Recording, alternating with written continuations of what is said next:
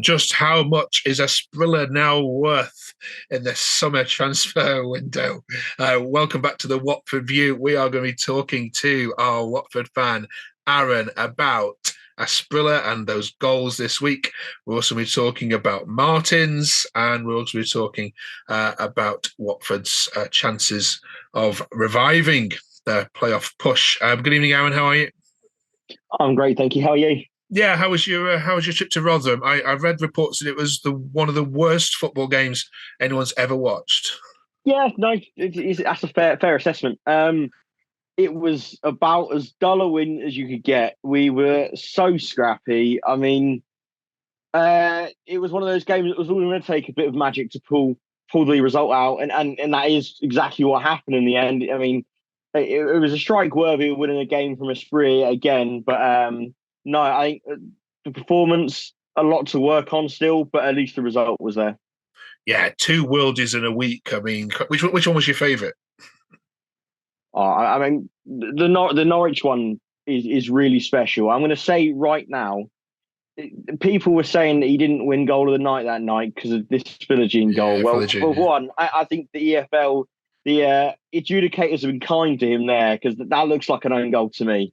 So I think the Spree's goal at Norwich is goal of the week by a mile. Okay. Um, yeah, no, that is a special strike, and honestly, I think he's been let down with the rest of the team that he's had to be on the losing side with that goal. Watford are a bit of a selling club, so whilst I'm sure fans wouldn't want me to talk to you about how much is it going to be sold for, you can imagine the owners sitting back and thinking about a nice 20 million price tag. Is he worth more than that?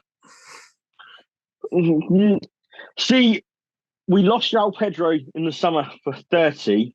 Now, I think if we could revisit that price tag, we'd probably ask for a little bit more now. Absolutely. Um, no, but then in João's case, we all knew that he was probably worth more than that, and we knew that not getting the playoffs had really condemned us to not getting what we should have got. Really, I think the same might happen with Yasser. I think while I think looking at it subjectively, I would have said João Pedro is a £50 million player. Yasser Asprilla is not João Pedro, but he's still very talented. I think about 20 is what he's worth. I hope we get around that. I think most of us fans have conceded that he probably is going in the summer. There's rumours that it will be Brighton again. There's apparently Brighton that are sniffing around him. So, I mean, yeah, they know a good player when they see one. Um, yeah, I hope we can get close to 20 million and with, no parachute payments from next season, we're going to need to be, polishing up people into diamonds and selling them on to that's going to be our main source of income again. So yeah, it will have to happen. It's a shame, but it's part of the game. Just finally on him, is he better in behind as a 10? And if so, does that reflect on the manager that really tactically he's perhaps been getting it wrong with him? Um, I think personally, yes, but there is sort of that element that he's maybe not quite bogged up yet.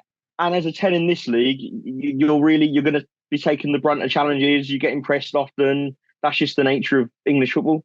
And in that respect, maybe having him as a 10 gets him exposed physically. So I think maybe out on the wing, he has some more time and less sort of pressure on him. I think he's perfectly adequate as a winger anyway. So I wouldn't say it's such a failure, but I think in the future, I would look at sort of playing a system more like a 4-2-3-1 where he could play as a 10 and have like the Martins or Sema or Georgie on the outside and have him in the middle. Okay. All right. And then before we talk about Huddersfield game, Martins, lots of forums, lots of chat this week about him needing to be dropped. Do you agree with that? He blows so hot and cold. I mean, we've had a few players like that over the years when I've been watching. I remember Roberto Pereira was a player we had in the Premier League. He was really talented, but he had to have his day, and his days just didn't come often enough. And that seems to be it with Martins. I mean, some games he's flying, he looks like a player, like a top championship player. In other games, you don't see him. It's a tough one, and this game this weekend, of course, is going to be an interesting one because you're playing Huddersfield, who are really starting to pick up You're not in the best of forms, and actually, weirdly, they are probably in better shape than you are. How do you see this one going? Yeah, it's a concerning one for me. We played them at a similar sort of time last year when we were really on the down and they were on the up, and they ended up winning 3-1. I really don't want to repeat of that. Yeah, I'm concerned with their resurgence and our pretty trepid home form. Um, I just have to hope that they've taken the positives from the win at Rotherham, and we're going to try and build on a result, because that's all we can do, really. If we're going to get sort of momentum again, we need to be, once we get a result like that, we need to be building on it, and we can't just sort of drop back. Yeah, because what are we, 12, 13 games left to go now? I mean, anything is possible. Have you written off the playoffs yourself, though, now? Yeah, I have myself. I think there's just too many teams ahead of us that are in far better positions and far better form. With honestly, some of them far better squads. It was, and like I said at the start of the season, it was always going to be a step too far for me, and I think that sort of proved itself. I am also of the opinion that I think we're probably too good to go down as well. Although we're not quite away from everyone, I don't think we'll get dragged into it. I think we have enough about us to stay in the middle of the pack. Yeah, and there's enough teams in that pack that aren't playing very well at all. Cardiff, Millwall, Stoke.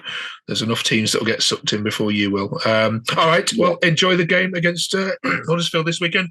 Thanks for joining us, Aaron. And if you're a Watford fan, we appreciate you watching. We know many of you do and watch lots of other Watford content. Aaron's here every week. Please drop a comment below and don't forget to subscribe.